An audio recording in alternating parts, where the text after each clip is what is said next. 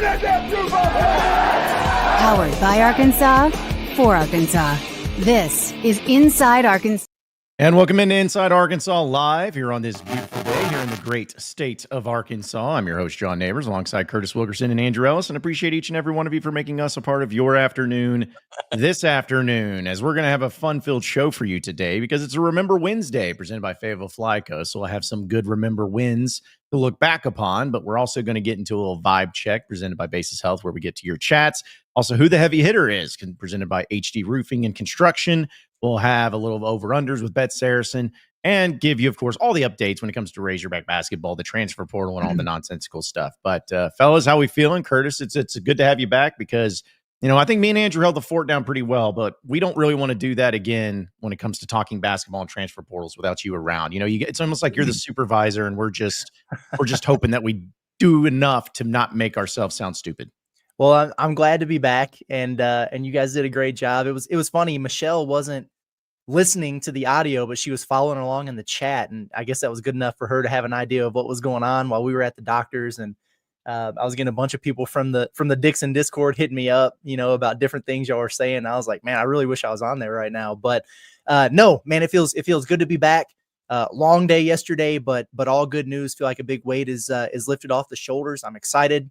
I'm happy, and like I told you guys before the show, I am here with a mission to answer all transfer portal related questions and see if I can calm down the masses a little bit, because I'm sensing some angst out there that the Razorbacks haven't landed somebody yet. And I get it. I'm ready for it to happen too, but it's okay. It's April 2nd. We're going to be all right. Well, Curtis, of course there's a ton of angst because, it's been a full 3 days worth of portal action, and nothing crazy has happened for Arkansas. And so there's already been one development that didn't go Arkansas's way. And so it pretty much is, it's over. It's a disaster. We're screwed is pretty much where we're at. But yeah, you'd be surprised at how much basketball we actually talked yesterday. Because, look, it's the hot topic these days. It's what everybody wants to know about. And, we did our best to hold serve. Yeah, it was just funny because, some may be doing it in jest, but the amount of people are just like, what is happening here? Like, what is going on? Is there something wrong? Is Cal leaving us? Is he going somewhere else? Where's Tyson? Is he just not paying up? I'm like, my goodness, folks, it's fun to talk about. And I get that sometimes you get impatient, but it's not like all the other basketball teams in college basketball are just flooding their rosters with all these great players, and Arkansas is just sitting there with their thumb up their butt. Like, that's not what's happening. But that is kind of a process, though, of seeing, talking with players, some players that get interest and then they move on, or some players that do not have interest in the beginning, but then suddenly Arkansas is in those DMs and in their interest too. So it's a process that it's still relatively new. And I know last year we had a chance to see kind of what Cal did in the transfer portal, but it was still new to us. We still having to figure out assistant coaches. He was still having to figure out, all that stuff to go along with it. But now it's settled in. I think it'll be a little bit more interesting to see what he actually ends up doing with the portal. Now, when it's all said and done, and once the things kind of come to rest, what this roster is going to look like. It's going to take some time, but don't worry. They are going to form a basketball team, and you will be able to have your reactions to it. They are going to do that for sure. And John, I don't know if you know this or not, but you've gone full robot on us twice since we started the show. I don't know, just for 2 seconds at a time, it's happened. And hence the faces that we have here and some of the things in the chat. I don't know what's going on, but it's pretty hilarious. So keep doing it. But no, you're right, man, about the portal stuff. I understand why people would be a little bit anxious, especially after yesterday. Like Morez Johnson winds up going to Michigan, and things are moving fast there with Arkansas. It was a deal where you heard about a pretty lucrative NIL offer that was on the table from the Hogs. You knew they were pushing hard to try to get him on a visit before this dead period on Thursday. All that was a thing, and it was moving fast. And the next day, it's like, boom, Michigan. And that stinks, and that's okay. It's I know some people, there's gymnastics is involved when a guy goes elsewhere. It's like, oh, they didn't want him. They were prioritizing somebody elsewhere.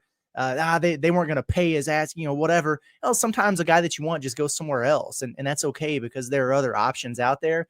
But when you couple that with just not having a big man on the roster, period, and other guys are going elsewhere, like Bama got a guy, now Michigan has a guy, Purdue got a guy in the front court. So you're like, all right, well, When is it our turn? It will be your turn. Like Arkansas is going to go into the season with a big man on the roster. I promise you that much. It's just going to take a little bit of time for them to do what they want. The only thing that I'm not saying I'm irritated with, but I'm getting to the point where I'm ready to see some movement is on the retention front, right? I mean, we're to the point now where we're almost a week out from the season. And like some guys, I think have like the built-in grace to give it some time. You know what I mean? Like, hey, Carter Knox, you're kind of that dude to me where if you need a little bit of time to make your decision and make an announcement, I understand. A dude Thero who's got a stay or pro decision to make, and they're working on putting together a big package to try to keep him on the NIL front. Okay, fine. But guys like Brazil and Billy and DJ Wagner, let's get some clarity here. Like you know what you're going to be making if you come back. You got a pretty good idea of what your role is going to be. You know what to expect. I think at some point here, you're either in or out because in a way, and the staff knows a heck of a lot more than we do, behind the scenes, but you're a little bit handcuffed in terms of what you can do and what you can bring in from the portal until you know exactly what you have to spend on who you're bringing back and who exactly is going to be there. So that's the part of it that I'm waiting to see some clarity on here soon. I would like to, by the end of the week, have some announcements from a handful of these guys. It's kind of starting to drive me nuts a little bit. Yeah, especially because we got the immediate clarity on Z, which tells me that they've completed some form of exit interviews. They've had some sit downs with some of these guys. Of course, it maybe takes you a while to get through the roster.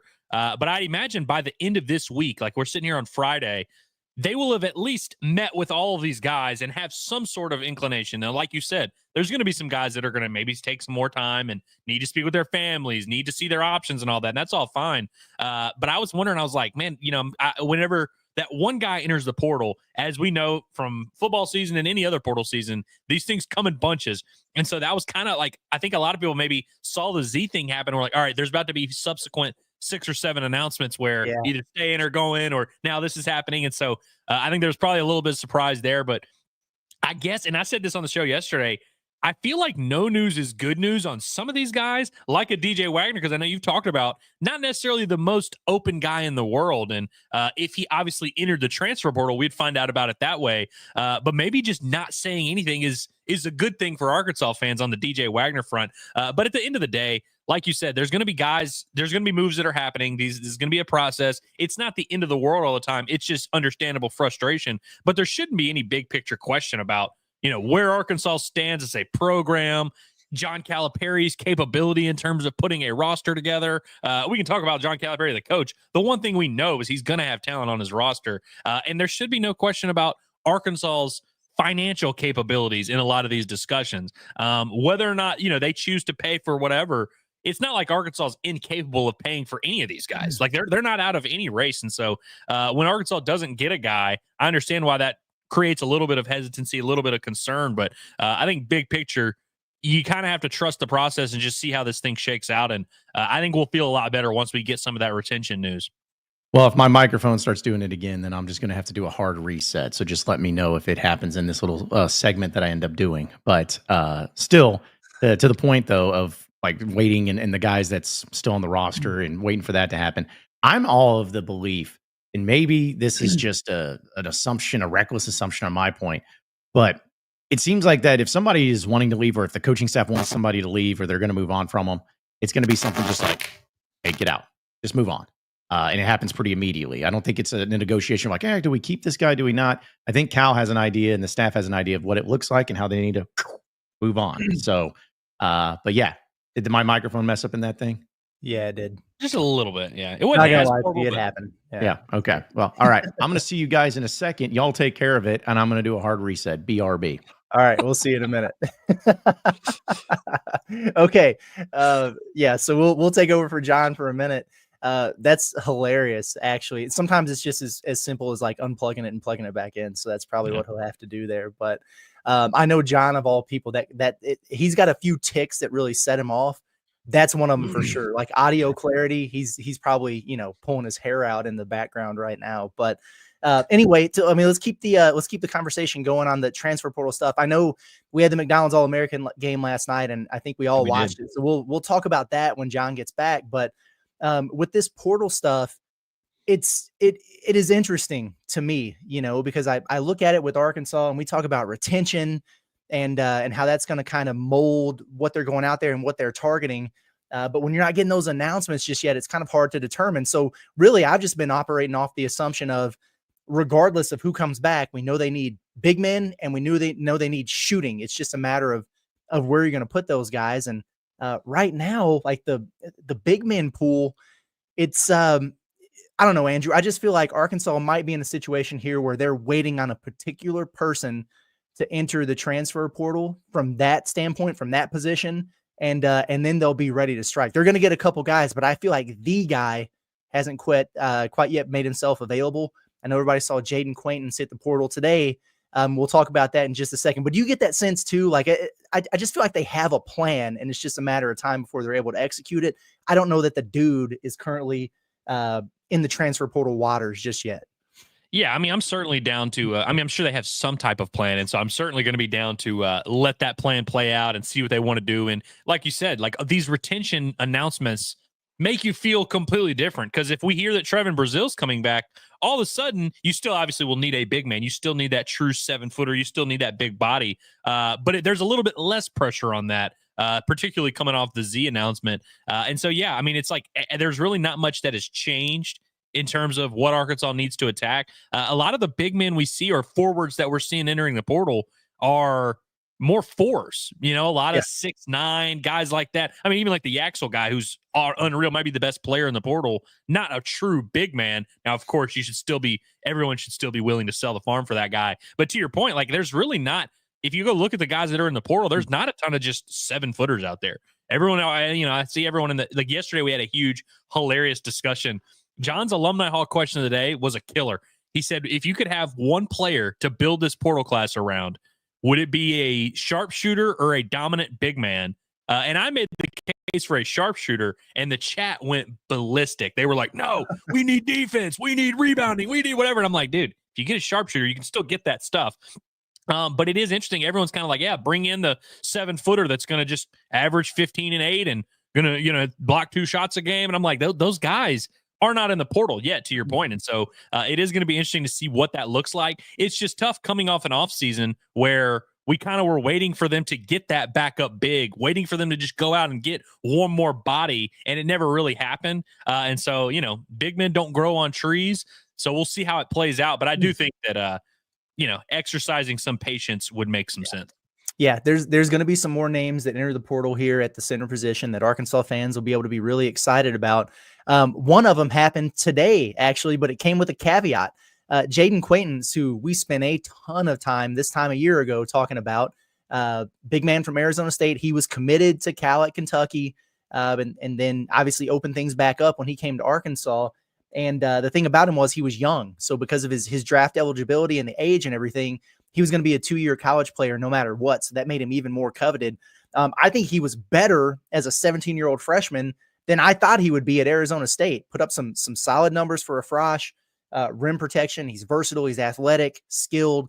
He can do a lot. He's going to be a monster as a sophomore, but he hit the transfer portal today with the caveat that he just had a torn ACL repaired, had surgery on it. And so available, yes. Is Arkansas going to be interested there? Yeah, I imagine they will be. Will they wind up getting him? I don't know. But for me, after Trevin Brazil, the year post ACL surgery, and that was with a full-on year-long recovery that he was able to have. After having Jonas Adu, who came in with the foot injury, had to get surgery, and just wasn't right until March. The prospects of Arkansas throwing all their eggs into a basket of a big man coming off of a knee surgery that's going to have a rushed return to be ready for the season, with NBA prospects in mind and everything, with the baggage that we know comes with the family situation and how involved they are, which is okay, but it's all true. Earlier I said I was a hard pass on that. I don't know if I go that far because he's so talented, but buddy, you'd have to do some other work there to make sure you had some serious insurance policies, because I do not like the way that sounds.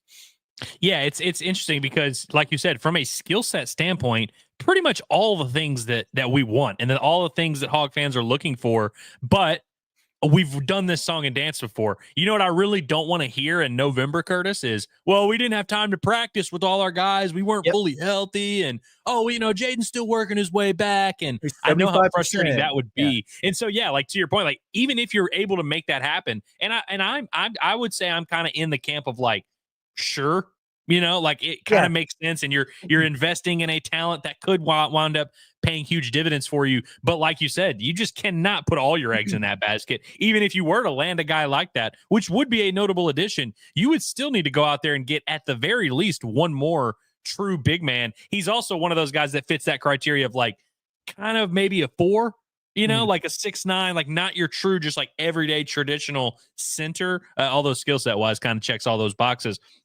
So, yeah, I think Arkansas is going to wind up certainly going to have to bring in 2 forwards, one that's likely going to start at the 5, one that would be off the bench, providing some depth there. And so, I don't know if Jaden Acquaintance would necessarily clear up all the concern that the fan base has. And so we'll see what it looks like. But, I think he's just an example. He entered the portal, an hour ago? And yesterday, when we're having this conversation about big men, we're talking about options. The options change so much day to day. And so crazy. I understand everyone's urgency of like, hey, we gotta get guys in, we got to do all this now, but you also don't want to handicap yourself. You don't want to like force yourself into a box where you've picked up guys and you've spent money and now these cooler options come available. And like we've said all along, Arkansas doesn't have 7 spots to fill, so this is not a go get guys at all costs scenario right now. I think they've kind of earned the right to be a little bit selective. I understand you need big men, like they're going to go out there and get big men, and still people are getting triggered about the sharpshooter versus big man thing. Guys, if you go out and get if Arkansas gets Lamar Wilkerson, that does not mean they cannot get bigs to defensive rebound and block shots and all that. They're going to end up getting all of it in the portal. And so we'll see how it shakes out. But I think that again, we keep issuing the patience request. The patience matters. And also this Arkansas team, like I said, is in a position where we're talking about 3, maybe 4 transfers, maybe 5 if all hell breaks loose. I don't think Arkansas needs to be in a rush to just get someone just to get someone. Yeah, no, I agree with that completely, man. And for me, my goodness, after not just going through what you've gone through with the big man the last couple of years here, but honestly, outside of Brazil, we had a run there for a few years of injury luck.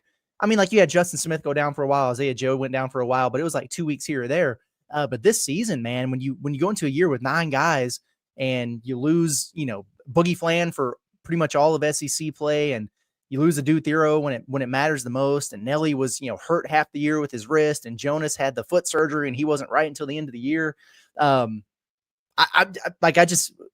start the process with guys who can pass physicals, you know what I mean, and maybe take it from there. So I understand how immense of a talent Acquaintance is, and if they got him, I would be excited about it. But if he was their guy and they didn't have a really, really solid backup option or 2 there to give him time to get right, I would be very concerned going into the season. Rumor has it, John Neighbors is back. Supposedly. Oh, we'll see. I'm just kidding. Totally kidding. Don't do that to me right now. Come on now. Come on. Don't do that to me. No. So, yeah. Well, whatever you guys said, I'm with you. It was money. Yeah, I know. It's probably the greatest segment ever on Inside Arkansas Live, and I just happened to miss it. So, yeah, hopefully the robotics or whatever was going on with the microphone is all fixed up. So, I was listening though, and of course, you're talking about with what Cal is trying to assemble with this roster and the players that people get excited about. That's my biggest thing is I think people just get a player and that's interested in the portal or that Arkansas is interested in, and then they see him, they're like, I want him. And then as soon as they want them, and if they don't get them, it's like it's a disaster. Something's going on. Everything. It's like I just sometimes feel like you get a little bit spoiled and maybe a little bit over the top on what you want, what you think you want. It's just going to be perfect. And it's just not that way. It does not work that way in the transfer portal. No matter how good of a coach, no matter how good of a recruiter that you had, it's not that way. Yeah, no, I'm with you on that one. And I don't know. It's just it's such a tough conversation to have with folks because some of them feel, I think, very like prisoner of the moment and snake bitten by you gave up so many offensive rebounds the last couple games. Like the only thing you care about is we got to get a meatball on the post who's going to move bodies and control the glass or whatever. So then when we're talking about adding a Nate Ament or a Keyshawn Hall or something. It's like, he ain't going to get in there and rebound. And to Andrew's point, it's like, oh, well, and you're going to get that stuff too. You know what I mean? And then it's like, oh, well, how would this work if you have Carter Knox and Billy Richmond and DJ Wagner and a Dude Thero back? Well, we don't know if we're going to have all those guys back or what that combination is going to look like. So it's just so hard to have everything's like a hypothetical right now, I guess is what I'm saying. But the point is, it's April 2nd, and the only teams that have really been going out doing crazy work are one, teams who sucked. Like South Carolina and LSU are going out making a bunch of moves because they just have to revamp their entire roster. Like they're out, it's like best available, and let's just see if we can make a team out of it. And like from the heavy hitters, it's kind of been like Louisville and Michigan are really the only two that have made like multiple notable moves so far. Everybody else is maybe they've added a guy or nobody. And so it's still very early. Everybody relax. Also, let's stop talking about Billy Richmond's father's personal life and stuff going on. Everybody relax on that front. Like, I understand Billy's our guy. Everybody saw the reports and stuff. Maybe relax. Like, maybe just stop talking about that kind of stuff.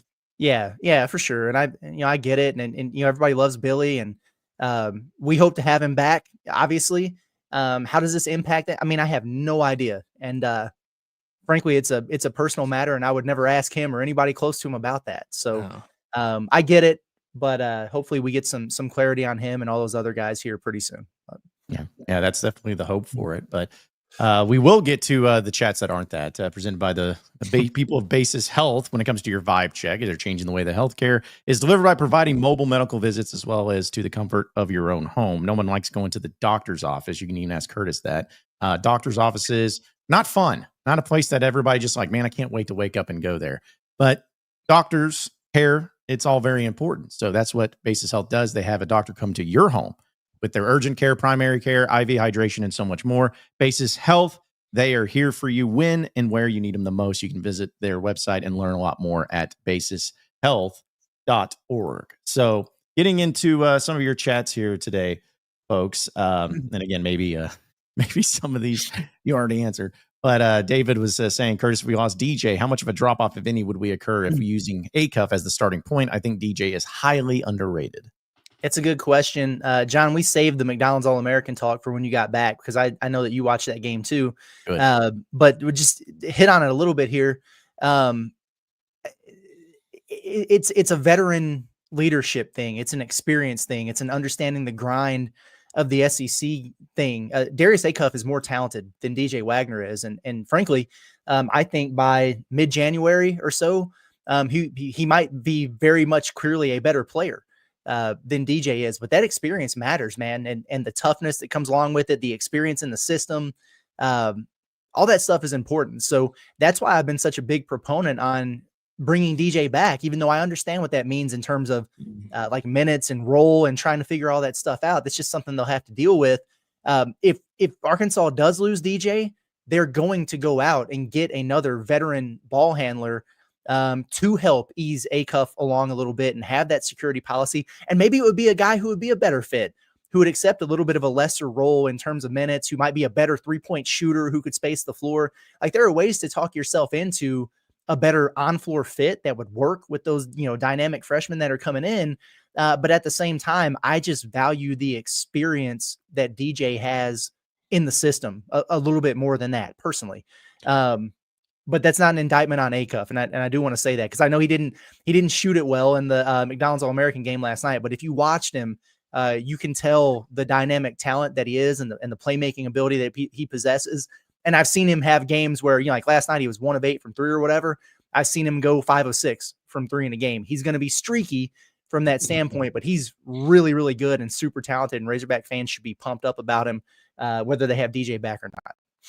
Yeah, I mean, from a skill set standpoint, really like no drop off, and like you said, might even be a step up. And so, but I fully, wholeheartedly agree with the notion that you still want those kind of guys around. And I also just don't subscribe to the theory that like DJ was running the point this year and like it's not going to work with another potential point guard in there, like having 2 ball handlers on the floor. I know that was a huge thing this year where There was never really a ton of synergy between some of Arkansas's backcourt mates when they were all on the floor together at the same time.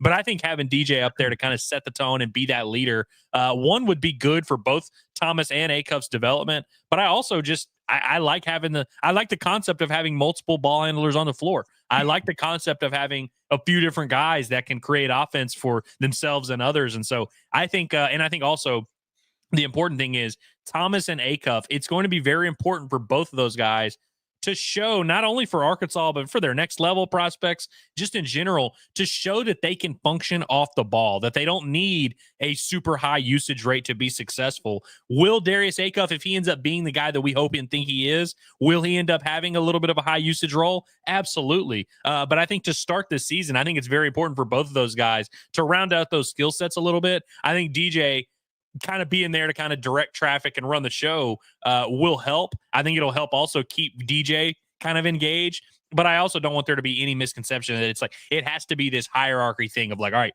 DJ's the guy, Acuff's number 2, Thomas is number 3. Like, I think all 3 of those guys are going to be creating offense. I think they need to be able to work together, off ball, on ball, whatever the case may be. And so I think it's going to, honestly, just the competition level is going to rise in the room. I think there's a way for it to work out where all 3 of those guys really flourish around each other. Yeah, and I think it's important to to remember that too, because McDonald's All-Americans game, I know we'll talk about it here in a second, but you can't ever watch one of those events, and if a guy struggles or if a guy doesn't shoot very well, it's like, oh, this guy sucks. If that's the only game you've watched, if that's the only highlight you've watched, it's like, oh well, the McDonald's All-American game is no all end all be all. That's not the case. I love this player. Here's a great example. 1995, the McDonald's All-Americans game. You know who was the MVP in that game? Derek Hood, former Razorback. He was the MVP in that game. Do you know who he won MVP over? There's a guy named Kevin Garnett, Chauncey Billups, Paul Pierce. There was a Stephon Marbury, Antoine Jameson, Vince Carter, just to name a few. And as much as I love Derek Hood, those other guys turned out to have illustrious, great careers in the NBA, comparatively speaking. Now, I'm not saying that to poo-poo on Derek Hood. I'm just saying that those games and those highlights and everything, you can't just watch them in their microcosm and just say, oh, well, this is if a good player is good, if this is if a bad player is bad, based on that. Because I saw some people were just like, oh, his shooting was not as good as it needed to be. It's a McDonald's All-American game. It's not something to where they just roll the dice and guess who's going to be good. And if they get an invite, it's like, you better shoot well or we're revoking your scholarship. Just saying, it's not that case. So, but it just, I watched a little bit of the game last night. I don't know. I found myself laughing, but being so happy, and we'll do this in Remember Wednesday, but so happy to be watching a McDonald's All-American game, knowing that there's going to be players we're covering and talking about on the roster next year. It's such a great feeling to have. So Yeah, nice. good times for sure. You know who the MVP of the McDonald's All-American game was 2 years ago? It was DJ Wagner. DJ Wagner. Oh, that's right. So there you go. But no, 100%. And that was kind of my message. I talked about it on the pod at the Palace this morning. And it's a showcase exhibition game. So, people trying to, do the thing where they're like, oh, I don't like this, I don't like that, drawing big picture conclusions. It's crazy. Guys are out there trying to get theirs. They're on national television. It's not that serious. They practiced together for like a day and a half, and then they're out there playing. You know what I mean? So it's really not a good barometer for what a guy brings to the table, other than just the skill sets, right? The individual stuff, because what it is at the end of the day is a showcase of the best in terms of talent throughout the country. Like most of those guys within the next 2 or 3 years are all going to be collecting checks in the NBA. And so you're seeing them up against the best. Like it was, that was fun to see. I was excited to see, Acuff and what he brought to the table with certain areas of his game. He's really come a long way as a passer.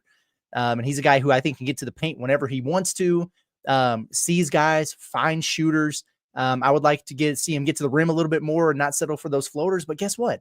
He's going to be playing in Geico Nationals next week. And he's going to be a little bit more aggressive getting to the rim than he was in a showcase. It doesn't matter. You know what I'm saying? I would love to see him be able to make, defenders pay for going under ball screens a little bit more. But at the same time, I saw him hit a step back where they had his foot on the line. I saw him knock down a corner three.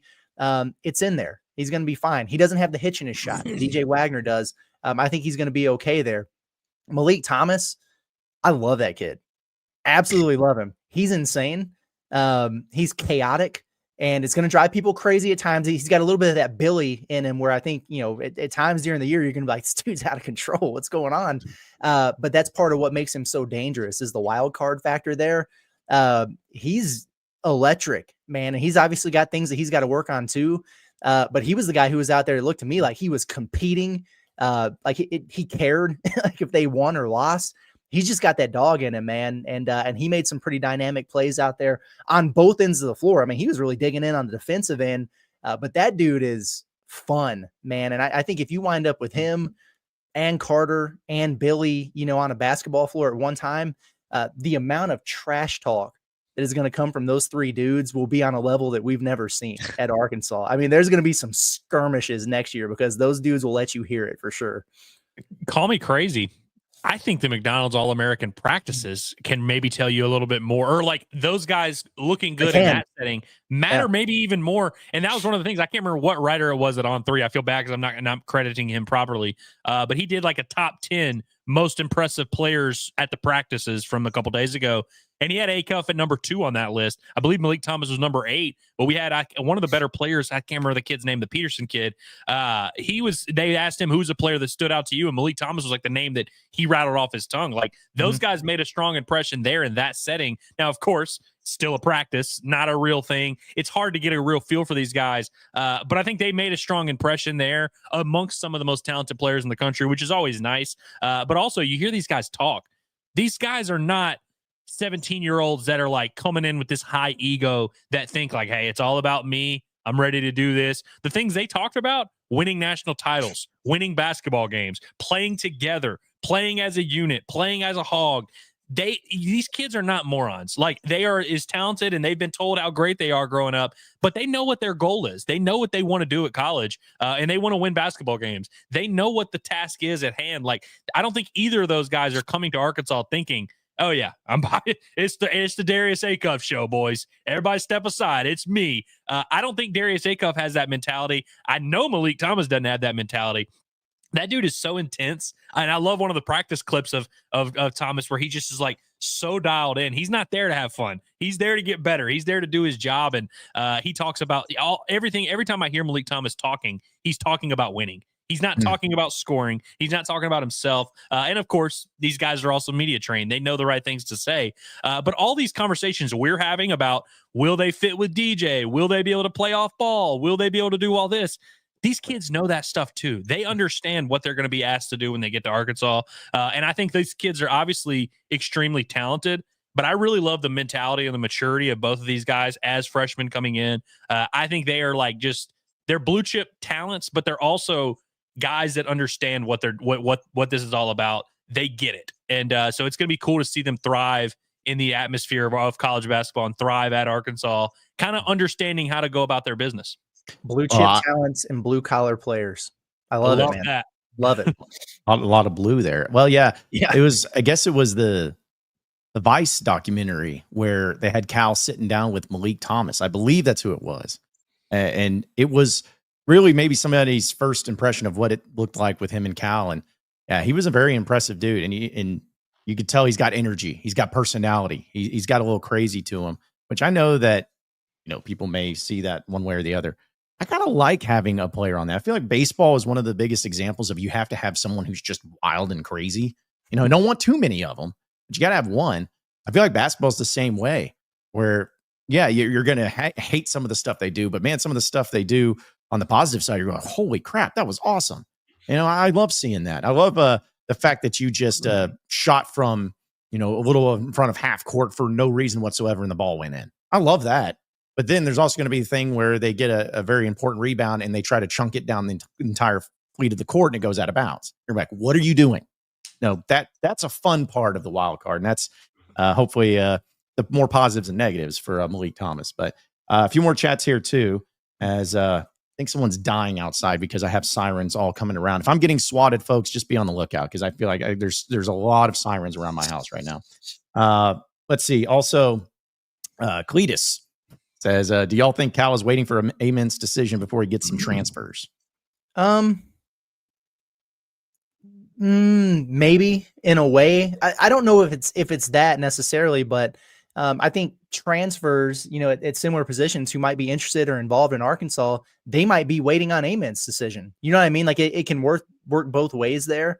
It's interesting because, based on my understanding of everything, like Arkansas is prepared to be able to take Keyshawn Hall or Lamar Wilkerson and Nate Ament and keep a Dude Thero. You know what I'm saying? So like nothing is off the table here, but the question is, how do those guys feel about it? You know what I mean? They're all going to want to go somewhere where they have their own, people come and they want to win or whatever, but you're also going for a reason. It's not always just about a bag. It's about the fit. It's about the role that you have. It's about the opportunities at the place that you're going. So all that matters. And when you have a top 5 prospect, and first of all, I think the Nate Ament haters need to just really reevaluate their ball knowledge. We're talking about a dude who's 6'10" and was running point forward at the McDonald's All-American guy. And he was coming off of ball screens and handling in DHO action and attacking guys in ISO and hitting step back threes. Like, he's really good. I get it. He's skinny. Okay, fine. But the dude is super talented. And everybody out there knows that, man. And if he comes, he's going to have a certain amount of shots and a role that's going to be allocated to him. So if I'm any of these other guys, on the wing that Arkansas is really pursuing, yeah, I'm looking at that right now going, okay, I know you're telling me that you would bring us both in, but how would that work? I think that's a reasonable question to ask. Yeah. With the Nate Ament thing, I always get a little annoyed whenever there's like a skinny kid that shoots threes and people are like, oh, he's the next KD. Yeah. But I got to say, looking at Nate Ament, I'm not saying he's the next KD, like he's going to be one of the 12 best basketball players of all time. But like you said, Curtis, does things that are just not normal for a 6'10" guy. Looks so smooth doing it. Normally when you see a 17-year-old with this body type and has that kind of skill set, you can kind of see them working out the kinks. Like hell, even Victor Wembanyama, like when he was 17, he didn't look as smooth as he did now. Nate Ament, he's comfortable shooting it from anywhere on the floor. Certainly the type of talent that there's a reason why people would be hesitant. There's a reason why transfers would look and say, I don't know if I necessarily want to go to the same spot as that guy because I know that guy's going to be nasty. There's a reason. He's being billed as a for sure lottery pick for a reason. By the way, I just wanted to touch. Will Witt says, do we have a date for Nate Ament's announcement yet? Apparently he missed. It's April 1st. Did y'all know? It's definitely April 1st. And not yesterday. Everyone's standing by their reporting on that one. It's April 1st. Don't ask any other questions. It's April 1st. But seriously, but with the Lamar Wilkerson thing, we've kind of known all along he wasn't going to make a decision this week no matter what, right? Like he's kind of planning to do it next week or in the next, it's going to be in the next coming weeks. I think some of these guys, regardless of all these other factors, probably just want to take their time either way, like regardless of Ament, regardless of what other teams are doing. I don't think a lot of these guys are in a super hurry to just get committed, get signed, get set. Yeah. And the thing is too, nobody should be this way, but this is my challenge. If any of you out there, when and if Nate Ament commits to Arkansas, if any of you say this is bad for Arkansas, we're fighting. I am challenging you to a duel, the Almasonic, and we're going to fight because that is a type of mentality that you do not need to have. I want to have the best players and the most talented players. And as I saw that our guy Dre actually brought it up, which was kind of my point here. I thought I highlighted, but I didn't. I'm sorry, Dre. But you were saying it's John Calipari. You got to remember, John Calipari is your head coach, not somebody who's like, we don't know. Is this the guy? It's John Calipari. The guy knows. The guy knows what he's doing. He's not perfect, but I have full trust in him. In fact, I can't think of a time where I've had a head coach in any sport, maybe besides Dave Van Horn, where I'm like, I trust him in the players that he's bringing in, and I trust him that they're going to be good because there's no reason. He's proven it time and time and time again. There's no reason to believe otherwise. So, yeah, I don't know. I just don't get sometimes people are just like, oh, well, I don't want this kid or, where this kid's going to mess this up. Shut up. Just let Cal do his thing. We're going to have to put Nate Ament on the no slander post-it with Trevin and Hudson. Put him on right now. We're going to have to add him on there. To your point, John, though, John Calipari also has a lot of history doing, having a ton of talented pieces that, people worry about, is this guy the star? Is this guy the star? He's been doing that for a long time. Like, it wouldn't be any type of unknown situation having 3 top 10 overall recruits, having a bunch of returners. Like, this is kind of the game he plays. And guys that commit to play for John Calipari know they are going to be playing next to other elite talents. And so, not saying it would mean like, hey, if Nate Ament commits to Arkansas, that means he's going to be the best team player of all time and the biggest winner. But like I said, with Ament, with Acuff and Thomas, like they know what they're signing up for. If Nate Ament commits to Arkansas, he knows what he's signing up for. He knows the task at hand. Yeah, he's not going to walk in being shocked, be like, "Wait, what? Why is all these great players around me? What in the world?" DJ Wagner, he's like, "Hey, wash my jock, loser." Yeah, yeah, it's not going to be that at all. But I'll tell you what, we'll continue to get to your chats and also continue to the discussion here on a Remember Wednesday, because it is a Remember Wednesday presented by our friends over at Fayetteville Flyco, from the hills of the Ozarks to wherever you get your fly on. They are a local company right here in Fayetteville that have some of the great apparel when it comes to your outdoors, whether it's fishing or hunting. They have sweatshirts. They got great t-shirts like the Rod Hog apparel that they got going on. It's awesome. They have t-shirts in it. They have hoodies. They have athleisure wear. They got it. And they have a bunch of other things too when it comes to your apparel. They even got hats. Hats is what they're really known for. And they got some of the great stuff there. And if you go to their website, fflyco.com, fflyco.com, you use our promo code HOGSBY20, you get 20% off your purchase. And there's nothing better than helping out people locally here in Arkansas, especially when it comes to the causes that they give. And they're really great people that have been a partnership for us for now a few months, and we appreciate them so much. So check it out at Fayetteville Flyco. That's fflyco.com, using promo code HOGSBY20 for 20% off your purchase. And that's really what leads us into, we talk about the McDonald's All-American game and some of the players like Nate Ament and everything. That's my remember when Arkansas just really wasn't involved in this time of year. There was an idea of some players. There was an idea of maybe, this could be a really nice get if things just align perfectly. But I'm going to be honest. Last night was one of the, I think, 2 times I watched a McDonald's All-American game. One of 2. And it has nothing to do with just the grandeur and illusion of how awesome the McDonald's All-American game is. It had to do with the fact that Arkansas's got players in it. And I know that they've had them before. And I know way back in the 90s, of course, they had them pretty frequently. And I'm not just talking about Cal. With Muss, they had it too. I mean, you had 3 McDonald's All-Americans on the team just a few years ago. I remember a time where that wasn't the case, where I didn't even care about the McDonald's All-American game. I didn't care about all that stuff because I knew Arkansas wasn't involved in them. It's just awesome to have that feeling to where you watch it, you pay attention to it, you follow it, not because you just love the McDonald's All-Americans and the prep school basketball, but it's because you know that you're going to have some big-time players that everyone's talking about on your roster next year. Feels good. I remember when we were watching a McDonald's All-American game because 2 Razorbacks, soon-to-be Razorbacks, were in it. And, you were waiting on a third to potentially commit in the middle of it. So that was a crazy time back there in the Nick Smith, Jordan Walsh, Anthony Black days, man.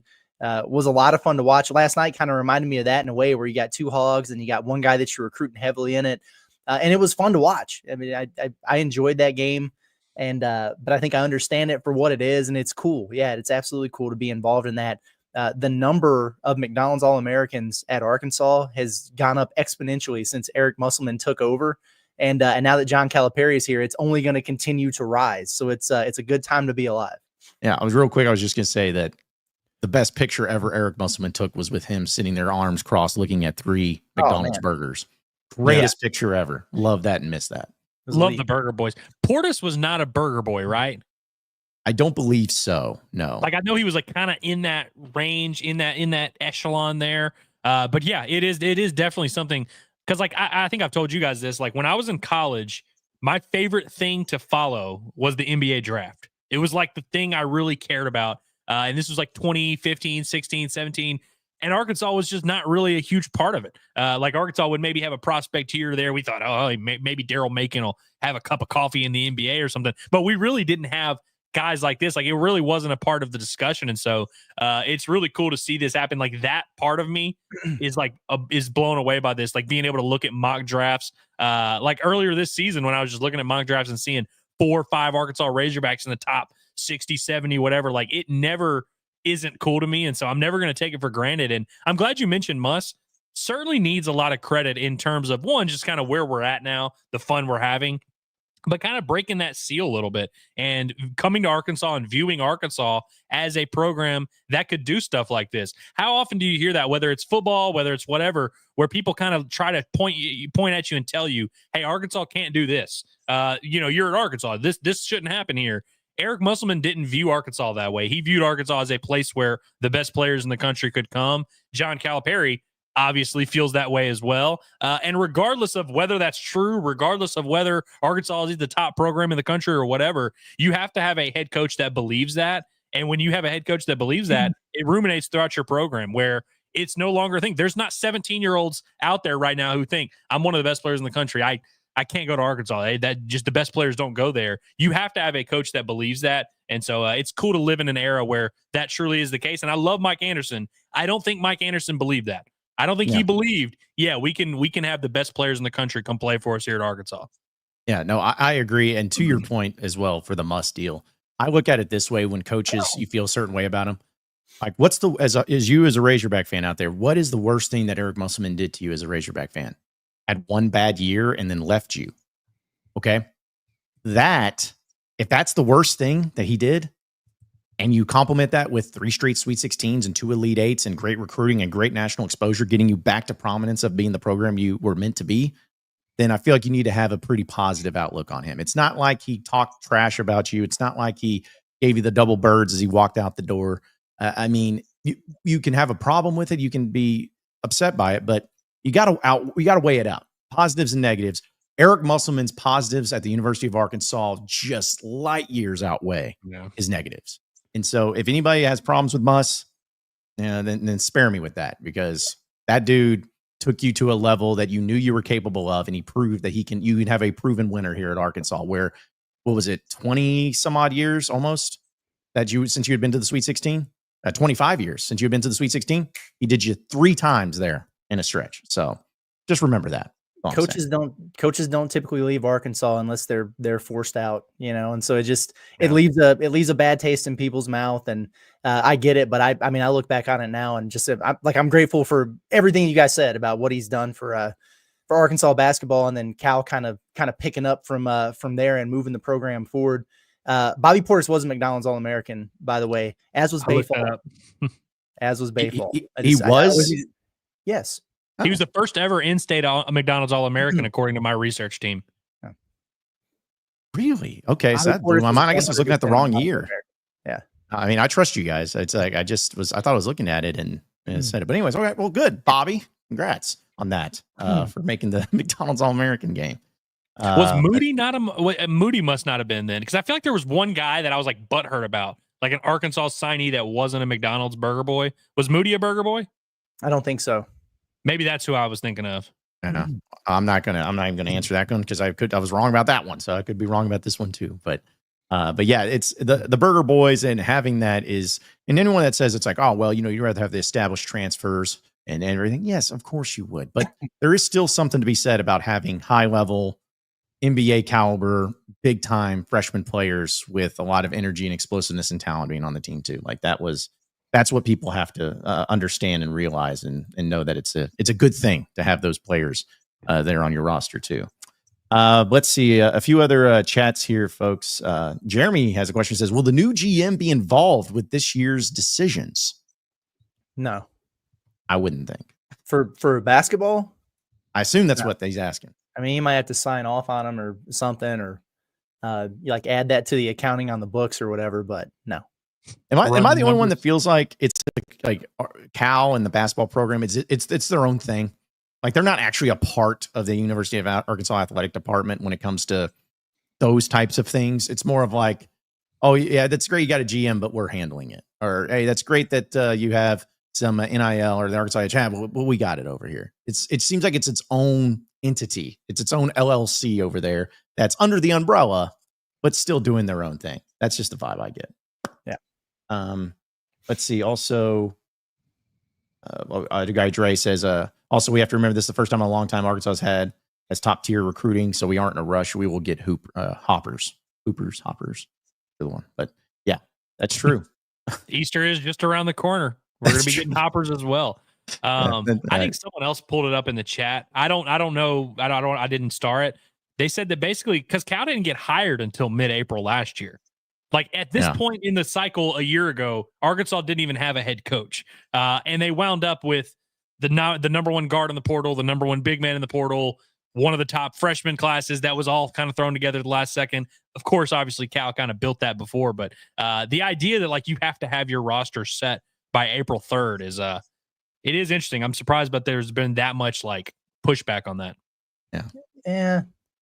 I mean, I get it, but like, I don't know. He also had, half of his recruiting class that he was already recruited that he was able to bring with him. He had 3 guys who played for him at Kentucky that he was able to bring with him. The cupboard was bare at this time a year ago thing. I mean, technically is true, but at the same time, just being honest, it wasn't a Mark Pope situation. Like it really was empty for Mark Pope. Like Cal had a good handful of guys who were coming with him. So it wasn't as much of he had to build it from there was no team. Yeah. Okay. Yeah. If we want to operate on technicalities there, sure. But he had a number of guys that he knew was going to be with him just like he does right now. And to the point, they'll be just fine. They'll get their guys. Well, that kind of leads me into another Remember Wednesday that we can do, because I know we'll get to other things too, but we're getting close. I believe April 7th was the infamous day or the famous day from last year on that Sunday when Arkansas made the hire, or at least it was being reported as being the ones that hired John Calipari. Y'all remember that? You remember that? Remember that day? Feel like every single Razorback fan in history is going to remember where they were and what they were doing when all that went down. Crazy that's been a year ago.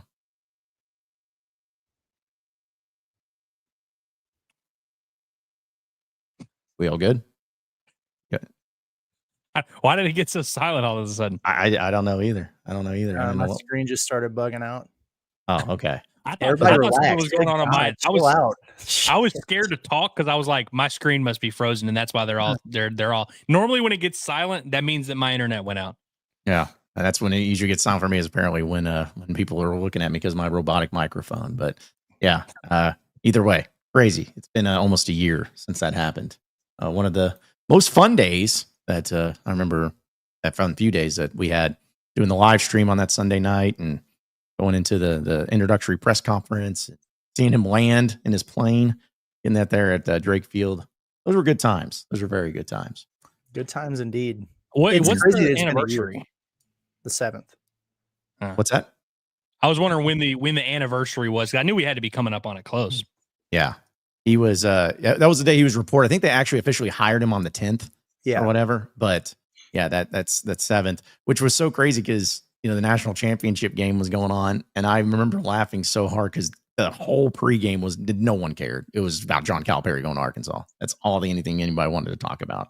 Just bodied the Final Four completely, man. That was crazy. Yep. He didn't want to do. He was like, I don't want to ruin the national championship. That's why I want to wait and everything. It is what it is. Yeah. Remember the whole song and dance where we knew it was happening, but we were waiting, and he sat down and did the video saying goodbye to Big Blue Nation. And he's like, I just got to think about some things. And it just kind of was drug on more than it needed to be when everybody knew where it was headed. It's kind of funny. Yeah. We were like watching the video and we were like, he recorded this last night. He's wearing the same thing. And we were like putting the pieces together. That really was a good time.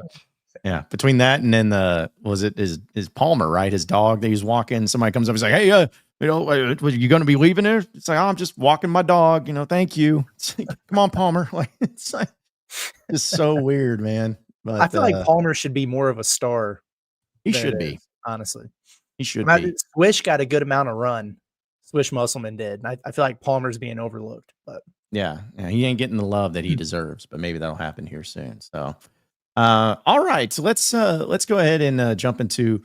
Just real quick, you can move through this one pretty quick because I think it's just in our own life. But doing the Alumni Hall question of the day presented by Alumni Hall, #1 Razorback shopping destination for all of your Razorback apparel. They have it all in stock, fully ready to go. And you can go online at InsideArkansas.com/Alumni Hall and get that stuff delivered straight to your door. It's men, women's, kids. They got Johnny O. They got Peter Millar. They got Southern Tide. They have hats.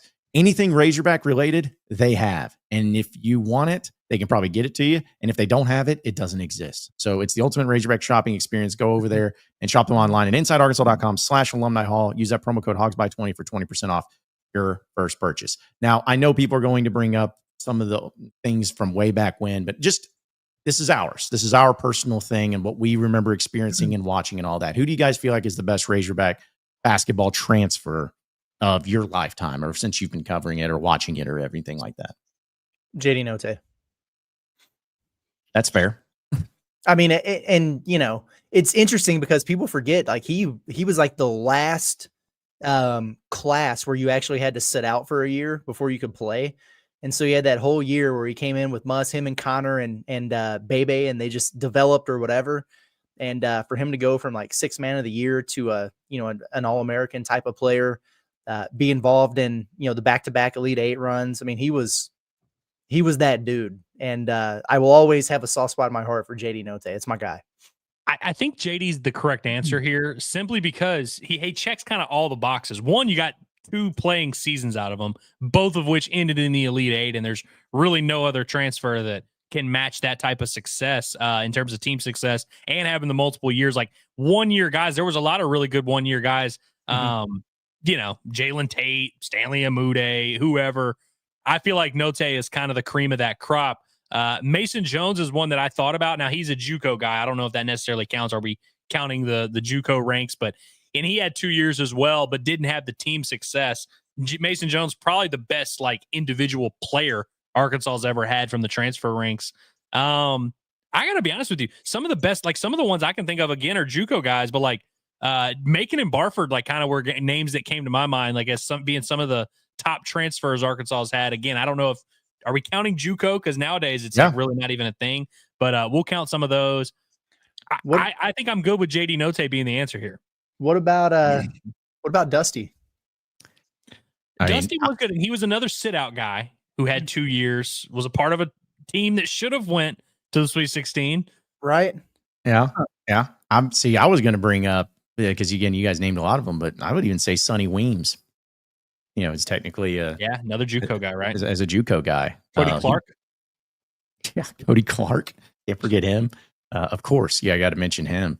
I think as far as the best goes, I feel like Mason Jones, just because of what he accomplished with the numbers and everything, might be the best. But my favorite was Jalen Barford. Like, I was a huge Barford guy. That dude just, he looked mean. He was physical, and he like played above he was only 5'11", and he just played like he was 6'3". So I really, really always loved watching him play. But there's a lot of them though. Some good ones, man. Yeah, for sure. Yeah. Joe Klein, by the way, I see a bunch of people in the chat saying, yes, he was good. Joe Klein technically is up there. Yeah, no, that's a good one for sure. Who do we feel like Cal era Razorbacks here might be able to fit that bill? Like guys who could come back. You know what I mean?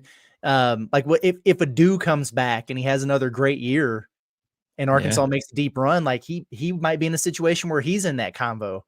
People would refuse to put DJ Wagner in it. I understand, but that would be interesting. And then I wonder, in a roundabout way, like let's say he comes back next year and he builds off of the way this season ended and has a great year to go out on. What about TB? Yeah, I was going to say, been around for, like he's a 4-year hog who is a transfer. It's kind of crazy to think about. There would be no comparison with TB because there's never going to be another transfer that spends 9 years at a university. You just don't see that much. But he technically is a transfer. I kind of forgot about him because I don't view him as a transfer at this point. But yeah, 100% a transfer.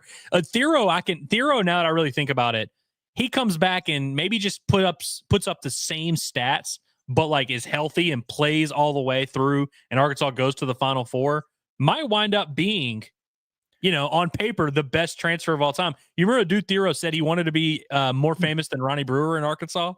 He said, he was like, I want them to love me as much as they love Ronnie. I kind of like that. And I feel like if he came back and led Arkansas to a Final Four, they might. Yeah.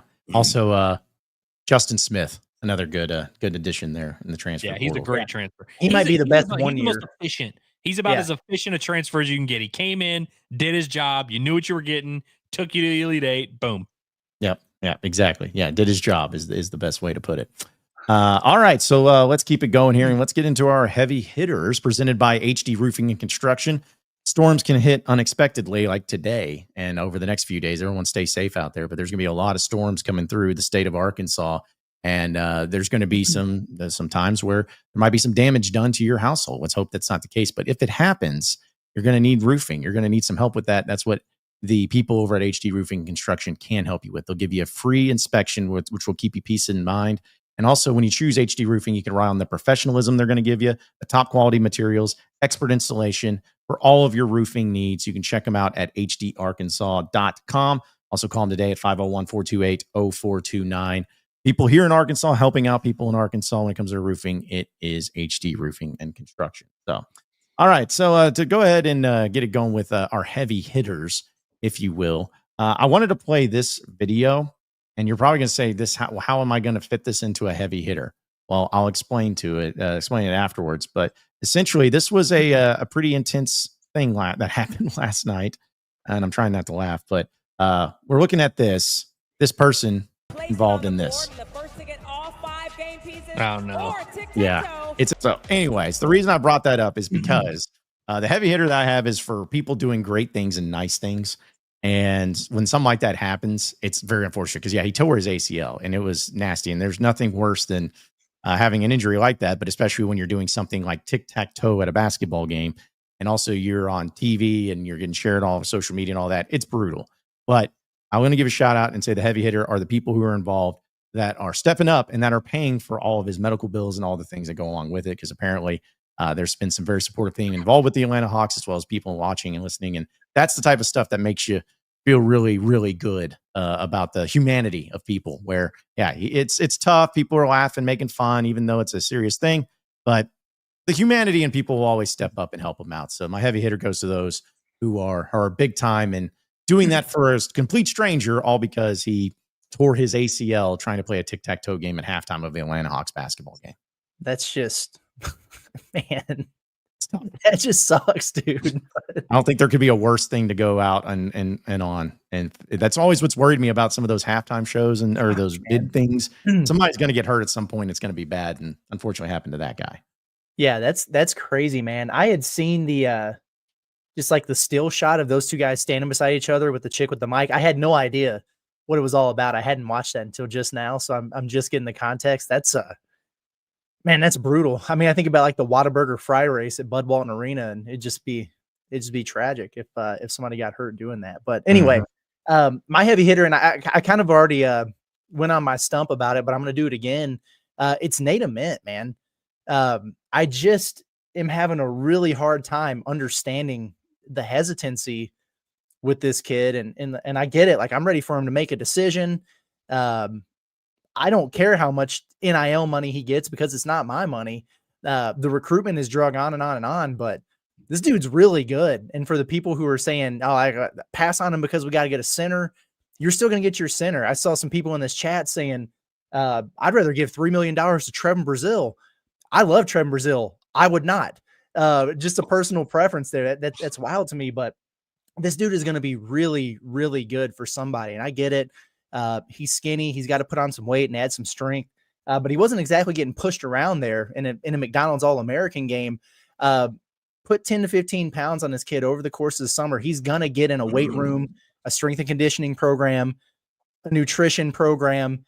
There's going to be a learning curve for him, just like there is any freshman out there. But with his skill set, when that switch flips, he's going to be giving dudes work about January of next season. And I hope that he's doing it for the Razorbacks. I was really impressed with him last night.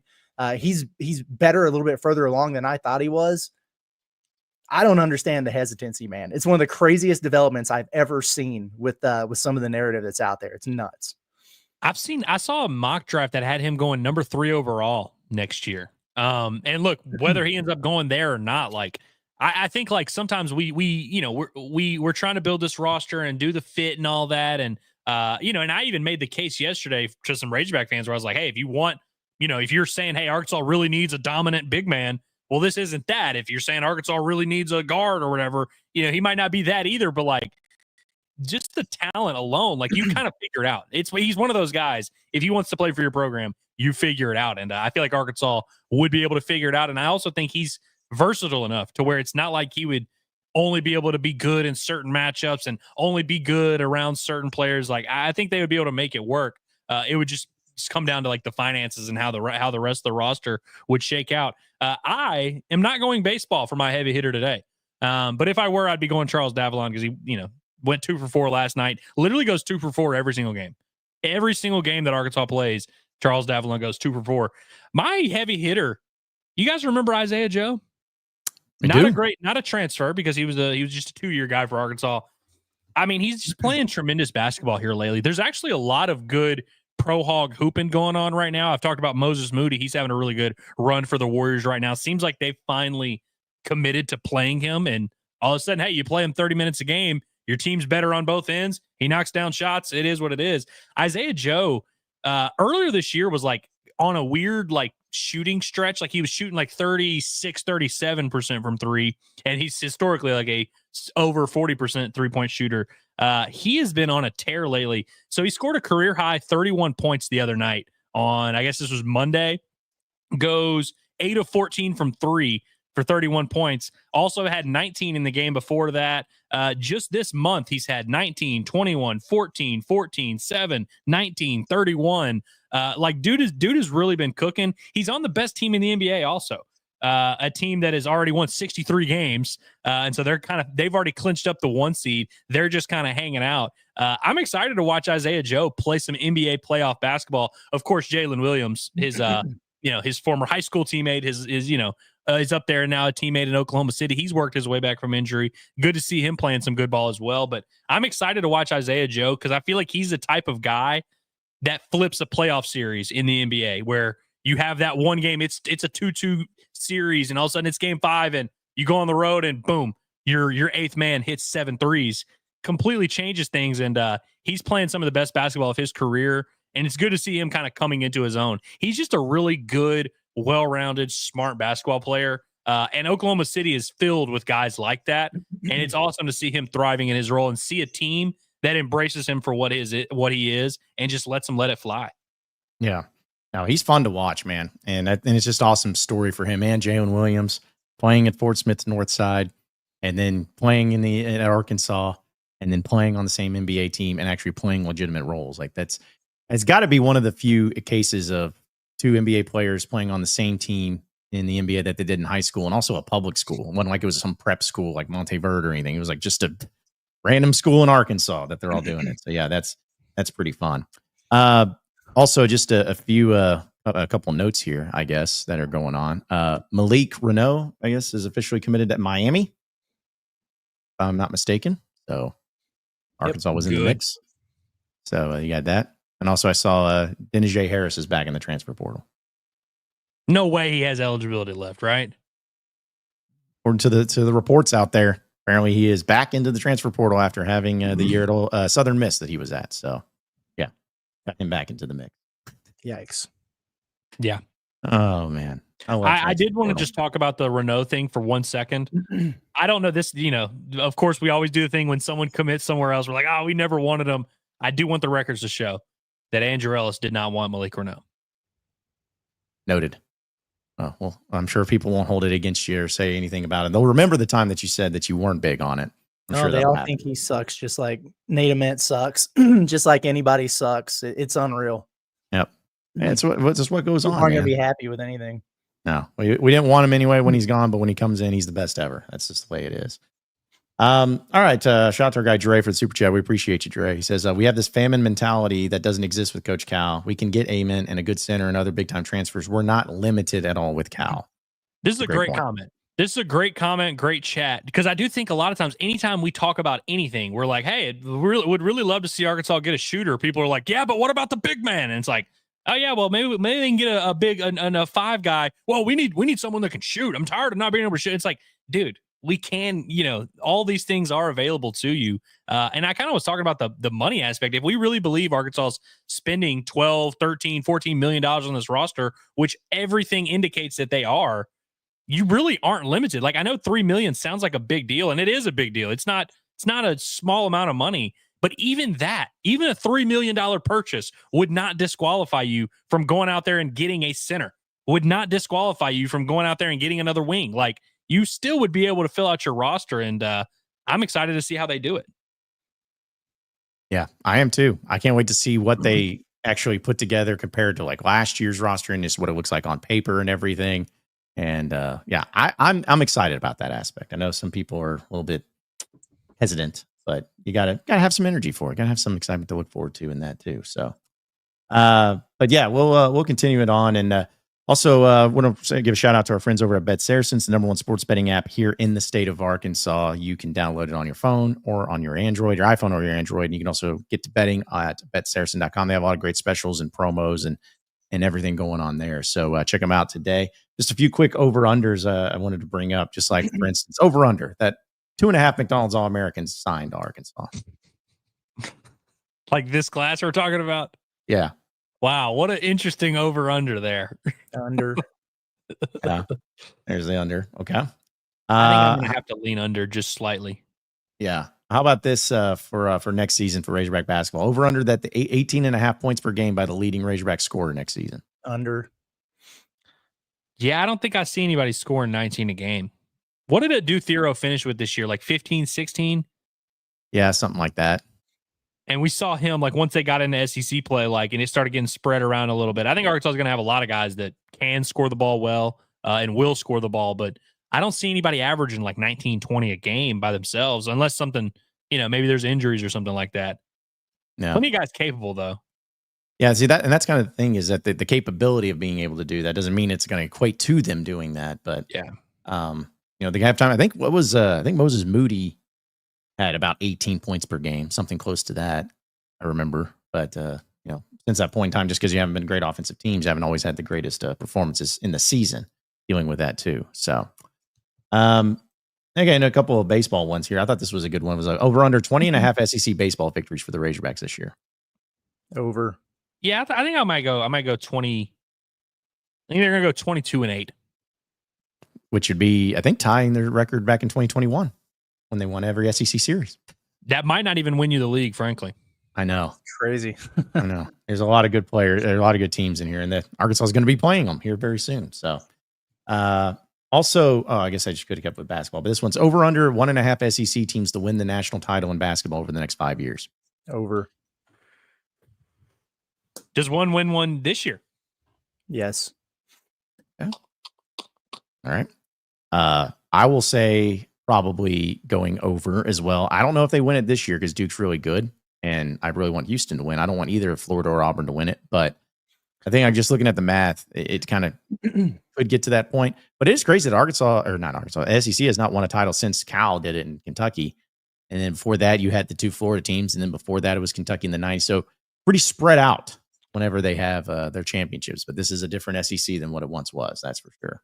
They've got the most NIL. They're bringing in the most talented high school players. I mean, they're going to have the rosters to do it. So I would think that they would. Obviously, there's other programs out there that are always threats. I mean, you see Houston in there right now. There's a lot of Big 12 schools, like you would imagine. Kansas will figure it out at some point, but Duke's always going to be around. North Carolina is always going to be around. Like that's always going to be a thing. But it just, man, with the way the SEC was this year, with getting 14 teams in, and then here we are with them just kind of reloading. I think everybody saw that graphic of the like the top 100 high school players. Way more of them are coming to the SEC than any other league, and then we know how they're going to spend in the transfer market. The rosters are just crazy. And there are going to be some on paper that we'll look at and be like, dang, these dudes are going to be really good. And it just doesn't work out. But there's also going to be those that do, man. And so I think I feel pretty confident in the over, especially if one of them gets it done, on Monday. Yeah. I mean, we know Arkansas is going to have one in the next 3 years for sure. So, I mean, that's one you got to account for. I also think like a team like Florida is a good example of this. Like to your point, like I didn't come into the year being like Florida national title, but like they literally might win it. And so it's like, I think every year you're going to have 2 or 3 SEC teams that we kind of know on paper are that team, like in Alabama, like in Auburn, even in Tennessee. And then I think you're always going to have teams like Florida who just kind of sneak up on you where the league is so talented, the league is so deep. And there will be, if the SEC doesn't win 2 national titles, I definitely think they're going to have several teams in that mix literally every single year. Yeah, I think so too. Also, shout out to our guy, Logan. He wanted to just give us a quick super chat of $100. Appreciate you. No comment needed, but we don't want to hear from him out anyway. with you. Yeah, like you don't need to say anything. We all know where it comes from. It comes from the heart and the love. But we appreciate you, Logan, and appreciate you and all you do and your support for us, man. Shout out to you. Always thought that for some reason you had to have a comment with super chats, but as we've started doing this show, it's like, no, you don't even need comments. Just throw it out there and let it ride. I bet if he didn't say something cool, he thought it in his mind. Like it was a $100 thought that went through his mind. It was worth every penny. I have no doubt about that. Yeah. Or a $100 one-liner, one of the two that went through there. Yeah. Also, maybe he's just trying to. Maybe he wants us to donate it to the naked man. Yes, to his cause. I'm sure that guy. Yeah, I'm sure he has Venmo. Let's see. Dre also says, appreciate super chat. Says also the same people who don't want Ament are the ones that think they can predict the NBA ready players. We want Ament without question. Yeah. That's my favorite. That is going to be. We are going to have a prime time Arkansas lose or looks bad in a game against someone in December, and they're going to say, you know what, just Ament, Acuff, they're not ready. Need to come back another year. I guarantee you that happens. Yep. Whenever Ament announces his decision, whether it's Arkansas or Duke or whoever, we're going live. I don't care where he goes, we're going live to talk about it, because I just can't wait to see the back and forth between good, he sucks, he's too skinny, and dang, missed on a generational talent. It'll be electric, the chat. So I'm planning on 1000% doing that. Mm-hmm. That's my favorite thing is not only the going live for a positive or negative reaction for something like that, but also when I think it was Moses Moody when I was at the bus. I had so many people calling in like, he ain't ready for the NBA. He ain't ready. It's like, oh, okay, sure. I had someone recently, and he was like, I'm telling you, Moody's not going to cut it in the NBA this year. And I was like, brother, he's playing every day in the NBA. Right now, he's starting in the NBA and playing for a playoff team. And he's like, he won't last. I'm like, he just signed a 5-year deal. What do you mean? I don't understand. People really they have their minds made up about players. And I think also it's a lot of college fans that don't understand what the NBA is. If you're long, rangy, can defend a few positions, can knock down an open three, you're probably going to have a job for about 8 years. Yeah, you're hanging in there pretty good for sure. Yeah, I'll never understand that. But let's see. Also, a few other chats too that I hadn't gotten to in the beginning. John says, "Is there anyone in the portal you would rather have than Adu Thero at his spot?" Man, that's tough. Yaxel? I maybe Yaxel. He would be the one guy, I think, but I don't know. I mean, Adu's done it now in the SEC. He's familiar with the system. I would probably say Yaxel, but if Adu enters the portal, he won't. But I'm just saying, hypothetically, if he did, and then you see all those rankings or whatever, he'd be a top 3 guy available in the transfer portal. He's that good, and I hope that we don't forget that. I know everybody was excited about what Trevin did for the offense there, and I hope he's back for those very reasons. But Adu was he was a bright spot in an underwhelming season for a long ways, and then he was a big factor in Arkansas turning things around. I know after he got hurt, Arkansas did some really good things there, but would they have won that game without Adu against Kentucky? Would they have won at Texas? Would they have won that game against Missouri right before he got hurt? Probably not. He was a really, really good player that did a ton for Arkansas.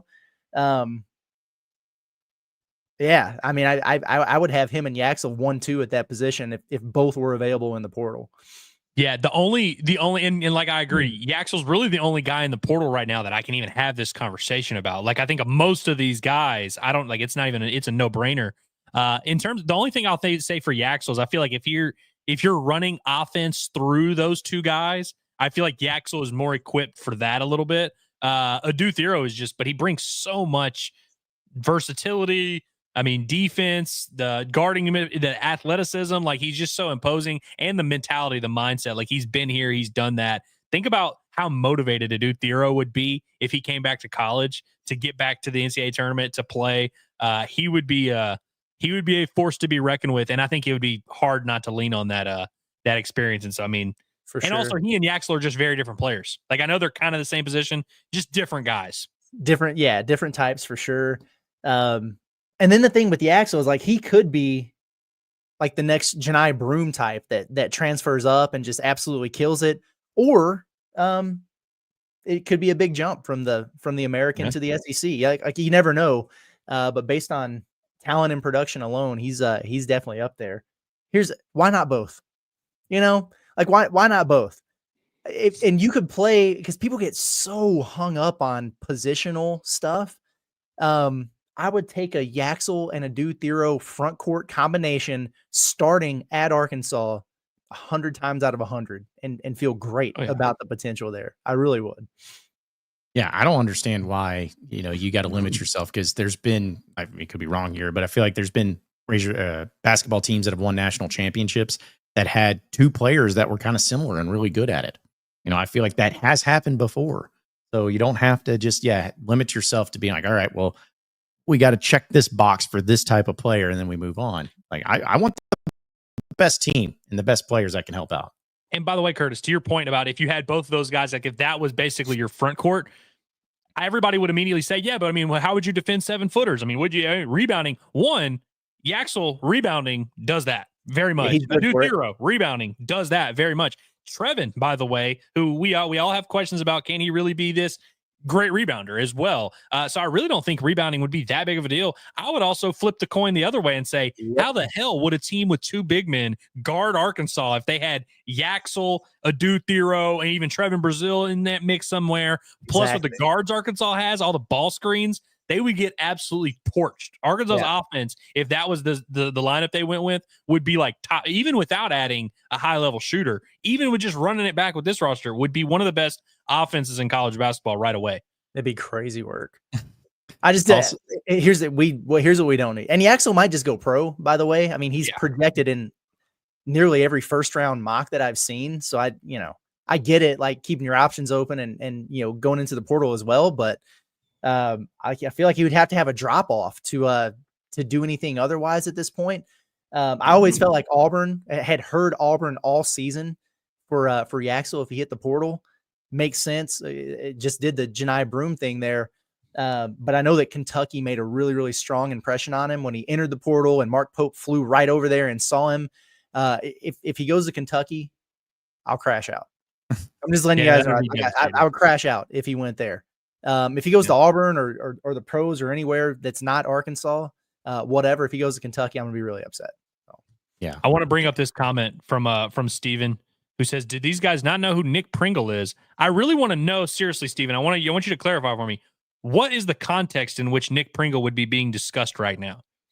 Like we've talked about, which by the way, we've talked about Nick Pringle like a good bit. Hell, we talked about him a lot whenever he was busting Arkansas's ass during that South Carolina watch party. But in this particular conversation about like who's better between a Duthero or Yaxel, what does Nick Pringle have to do with this conversation? And also, what does saying, hey, we really like Yaxel and we'd love to get a Duthero back, that doesn't mean we don't think they should bring in anyone else. Therefore, they couldn't bring in a guy like Nick Pringle. Seriously, what is the relevance in this conversation? I've talked about Nick Pringle on the Pot to Palace this morning, yesterday morning, the morning before that, since before the portal officially opened. I brought his name up literally every single day. I know that's not this show, but my guy, we know who Nick Pringle is, and I'll tell you exactly what he is. A really good role player and backup big in the SEC. And so if Arkansas goes out and gets their dude, and they want to bring Pringle in, I'm all for that, for being tough and physical and rebounding. But he's not a star, and I don't think he's a starter on a championship level team, and that's what you're trying to build here. And to clarify, John asked, is there anybody you would want at a Duthero's position over a Duthero? And so if you want Nick Pringle, that's you, but that ain't got shit to do with us. And two, like we've been saying with everything, saying that you want one thing does not mean you don't want another. Saying, hey, I'd love for Arkansas to go out and get a shooter does not mean they shouldn't bring in any big men. They shouldn't round out their front court. And saying, hey, I think they should get this really talented, really skilled four-man doesn't mean they're not going to bring in shooters. Doesn't mean they're not going to bring in a true big. Like, it doesn't really, I don't really see the relevance here. Everybody keeps trying to put words in our mouths and be like, oh, you're saying you like this guy, so you must hate this guy. It's like, no, like they don't really go hand in hand. Welcome to portal season. It just, dude, this shit is crazy. It drives me nuts how many times people will listen to the show and not listen to a word that is being said and trying to make it out to be this different thing. Like, damn. People wonder why I would get spicy on the message boards, once or twice a week when we were over at Hog Sports. And it's why, because you really do have to qualify everything you say with everything else. Like, hey, I would love to have Nate Ament, but I too believe that Arkansas should maybe add another shooter in the backcourt, and I also still believe that they need to add rebounding and a presence inside. And it's part of the deal, man. People get passionate about this stuff. It's a thing for sure. No. I thought that he was saying that if it was if it was someone not Thero, who would he want? Maybe that's what the case was, but still, it's just the way portal season goes and how it's always going to be. So they get the final roster figured out. So long story short, just have something happen today, Cal, if you don't mind, just so we can have people calm down a little bit. That'd be cool. We need news. Yeah, we need. Yeah, news. we definitely need news. I'll even settle for just like, just one person, like Billy Richmond, just being like, "Hey, I'm not entering the portal yet." I'll settle for that being the announcement. Seriously, anything. I mean, honestly, just one of the guys who we're waiting on. If today you could just say, "I'm back" or "I'm out," that's all I'm asking for. I just want to go live at some point today and talk about that, and it can just kind of get people by. Unless it's like, oh, Carter Knox is entering the transfer report or something crazy, and then the meltdown will be at all-time heights, which will be one of those situations where we just go live and say, all right, get it out of your system. Let's get straight into the chat. There's no need to even talk about it on our front. So yeah, there'll be plenty of reactions for that as well. But either way, let's see. There was another couple chats. Kingsley, I guess comes here with super chat. Appreciate it. Kingsley says trash takes. A lot of these folks just say bad stuff to get you all to read it or to talk about it on stream. They just want their 15 seconds of fame. Well, that's going to give them fame. Then their fame expectations pretty low. Yeah, I like it though. I mean, I really do. Yeah, and also too, there was I was going to this chat here.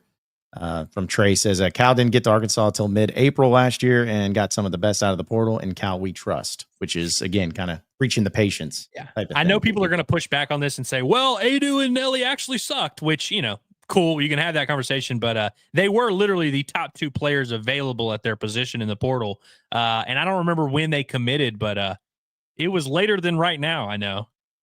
Yeah, and to Curtis's point earlier, obviously it's not like Arkansas truly had to build the whole roster, but just to the point of like things get decided, like these things are going to evolve throughout the offseason. Like it's going to be 6 weeks. There's still going to be players entering the portal weeks from now. I don't remember when the deadline is, but it's like it's gonna be a little bit of a process. Yeah. The final fours this weekend, like those teams will finish playing and we'll see another wave. Like Duke's not really a team that usually has a bunch of guys portal or whatever, but I don't know what Houston's situation would look like. But like Florida, I mentioned on the pod today, I mean, we're talking about big men.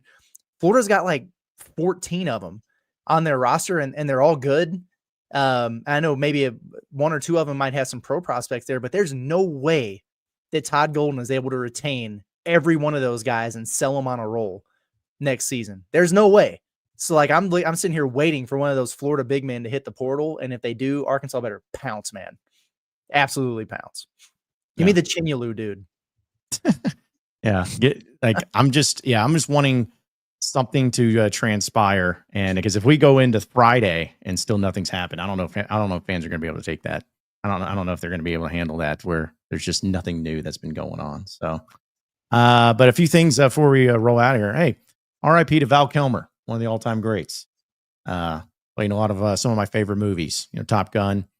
Always going to be Doc Holliday and Tombstone and everything, as well as Heat. He was in Batman. He played Batman, but either way, sad to see Val Kilmer passing away at the age of 65. So there's that, and there's also I feel like I'm missing a chat that I either starred or I just failed to star, which happens pretty often. But either way, I'm sure we'll have plenty of time to continue to talk more about it on the show tomorrow, because it will continue on. But everybody be safe out there with those storms there in the state of Arkansas and throughout the entire Southeast, because it's pretty rough out there, and it's going to be rough out there. In Northwest Arkansas, where we're at, it's looked a little hazy, but we're not expected to get a lot of the nasty stuff that parts of the state are going to be dealing with. So everybody stay safe, please, out there. But guys, any final thoughts before we roll out here? Yeah, I mean, I'll reiterate, stay safe and everything like that. And then also, it's just like I said at the top of the show, I get it with everybody being super anxious and everything about something happening. It's coming. Okay. And it's going to happen soon. There's going to be some more bad news. I'm sure with somebody we don't want to leave, might leave, somebody that you want, you might not get. But Arkansas is going to make their splashes here, and it's going to come in due time. And then everybody will be able to spin it back and be excited again. Just be patient, but I think it's going to happen maybe sooner than people are thinking here. I know it feels like it's been 84 years or whatever, but everything's going to be fine, and we'll continue to cover it the best we can. And looking forward to these exciting lives when they start making some additions. Yeah. To add to that one, I hope everyone's safe. I hope nobody dies. We're all on the same page there. I would also say take information for what it is and don't try and draw conclusions like trying to do oh, wait, Carter Knox is coming back. So that means they're out on Ament.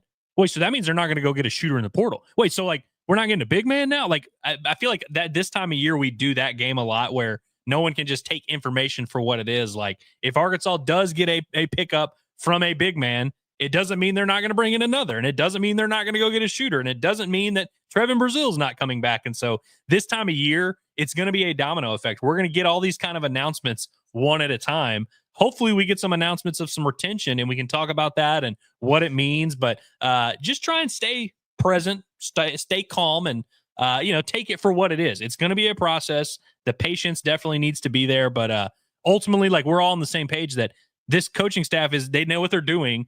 They have all the resources they need to do what they want to do. Now let's just see if they can go out there and do it. And it's not going to happen overnight. It's going to be a process, but it's going to be a fun process. So let's try to have fun. So that'll do it for us here at Inside Arkansas Live. So be sure to subscribe to us here at Inside Arkansas, as we're going to always be giving you all the latest and greatest up-to-date information on things Razorbacks. Anytime a portal pop hits, Pod's Palace is going to go live. So be sure to hit that little bell up there to make sure you get notified whenever it happens. But you can also check us out on all of our audio podcasts, wherever podcasts are found, whether it's Inside Arkansas Live, Pod at the Palace, or the Bombastic Podcast. You can check it out there. And also check out our website at InsideArkansas.com for all the latest and greatest up-to-date information on all things Hogs. So that'll do it for us today. For Andrew Ellis, and Curtis Wilkerson, I'm John Neighbors. Same sports show, same sports channel. Tomorrow afternoon. Have a great rest of your day, everybody. We'll